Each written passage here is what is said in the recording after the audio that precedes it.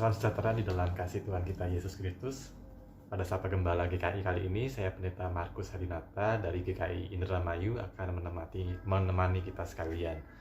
Dan firman Tuhan akan dibacakan menurut kitab Yesaya pasal 30 ayat yang ke-15. Sebab beginilah firman Tuhan Allah yang Maha Kudus, Allah Israel. Dengan bertobat dan tinggal diam, kamu akan diselamatkan. Dalam tinggal tenang dan percaya terletak kekuatanmu. Bapak Ibu Saudara sekalian yang dikasihi Tuhan, pernahkah saudara mengalami suatu kejadian di mana saudara menyesal entah atas keputusan, atas sikap tindakan yang saudara-saudara lakukan? Dan kenapa saudara bisa menyesal karena keputusan atau mungkin perbuatan sikap saudara?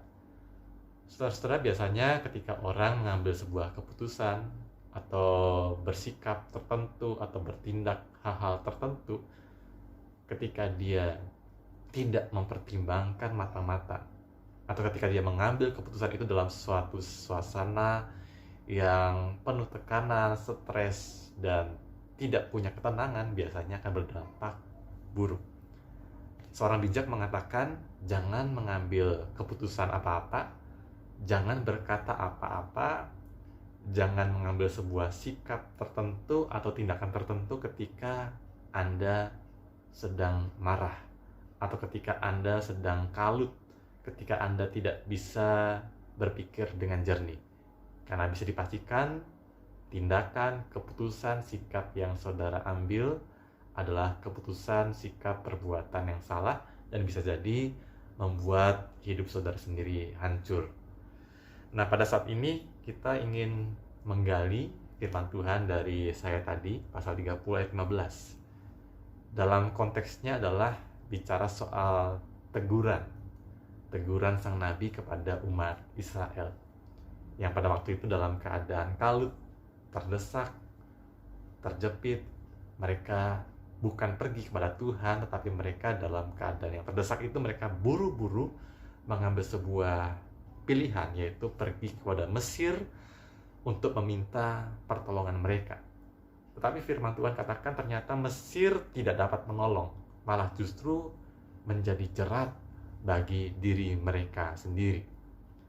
Maka disinilah firman Tuhan menegur Israel. Dikatakan apa yang perlu bagi mereka sesungguhnya adalah yaitu bertobat, tinggal diam, tinggal tenang, dan percaya. Dikatakan firman Tuhan, dengan bertobat dan tinggal diam, kamu akan diselamatkan. Dalam tinggal tenang dan percaya, di sanalah terletak kekuatan. Tetapi Israel enggan. Israel lebih memilih jalannya sendiri. Mereka lebih mengandalkan kuda. Kuda ini adalah simbol ketangkasan, kecepatan. Tetapi Tuhan katakan bahwa mereka akan lari lenyap dengan kuda itu. Bahwa di samping kuda yang tangkas dan cepat, ada kuda lain yang lebih tangkas dan lebih cepat. Mereka lebih mengandalkan sosok yang kelihatan, yaitu Mesir, daripada Tuhan sendiri. Dan bisa dikatakan mereka adalah punya sikap hati yang sombong. Berkali-kali Tuhan mengirimkan nabi-nabi yang memperingati mereka, yang menegur mereka, supaya mereka bertobat, supaya mereka berbalik pada Tuhan. Tetapi mereka mengesampingkan teguran nabi-nabi Tuhan. Mereka merasa diri mereka itu sudah cukup untuk dapat menyelamatkan diri mereka sendiri. Mereka lebih mau mendengarkan perkataan-perkataan yang manis, perkataan-perkataan yang menyenangkan atau menyukakan hati mereka daripada perkataan-perkataan yang keras, tapi tujuannya adalah untuk kebaikan mereka. Maka disinilah Tuhan tidak suka akan kesombongan mereka. Apa ciri-ciri orang sombong?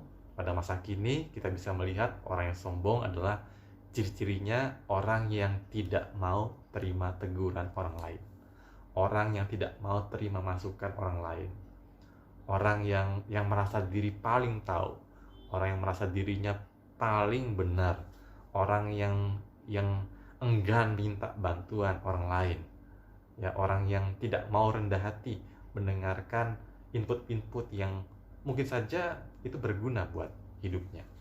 Maka di sini sekali lagi firman Tuhan katakan bahwa bangsa Israel dan juga kita sekalian hendaknya punya sikap kerendahan hati. Dan hendaknya ketika kita sedang kalut atau dalam masalah yang berat, stres berat, stop. Jangan melakukan apapun juga, jangan ambil keputusan apapun juga yang akan saudara sesali. Tapi dikatakan di sana Tuhan mau kita bertobat dan tinggal Dia. Mungkin ada dalam diri kita sesuatu yang salah.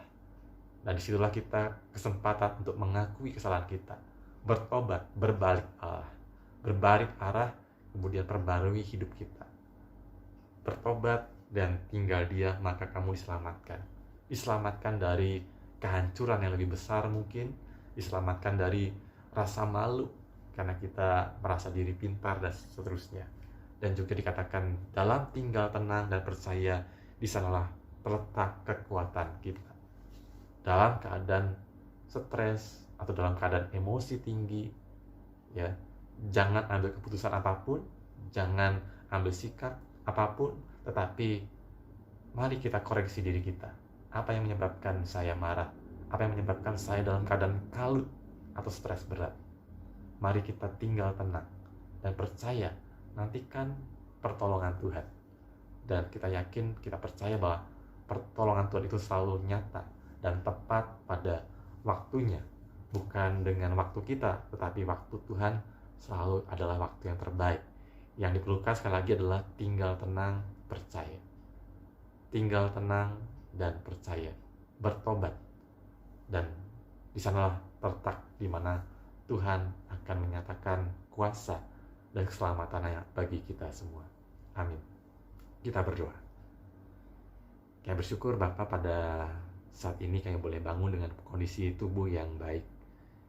Dan kami bersyukur untuk firman Tuhan yang mengawali hari ini. Kami boleh belajar bahwa Tuhan tidak suka akan kegagahan, kesombongan manusia. Tetapi Engkau menyukai hati yang rendah hati. Hati yang mau senantiasa bertobat.